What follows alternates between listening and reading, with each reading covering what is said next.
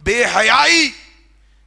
एक लड़की कॉलेज को जा रही है, कितने हैदराबाद के पार्क है जो कॉलेजों को और स्कूलों को बंक मारकर अपनी जवानियों को तबाह व बर्बाद कर रहे हैं। मामला जब ओपन होता है तो लड़की का कत्ल, लड़की के भाया लड़के का कत्ल, कत्ल गारत गिरी का सैलाब उमट पड़ा है।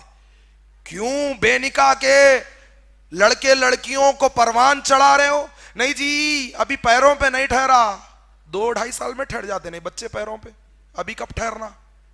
निकाह कर दो, अल्लाह बरकत देगा। बीवी को विदाई बाद में करो। अल्लाह के नबी सल्लल्लाहु अलैहि वसल्लम, निकाह करके विदाई बाद में भी की जा सकती है। निकाह हो गया तो क्या होता, इन्हों भी कॉलेज को जाते, बेगम को कॉलेज छोड़ लेते, अपने कॉलेज को जाते। आते वक्त क्या करते, बेगम को पिकअप कर लेते, लाते। भाई को भी टेंशन नहीं, बाबा को भी टेंशन नहीं, शौहर के साथ जा रही, शौहर के साथ आ रही है। नहीं करके छोड़े, जवानियां दागदार।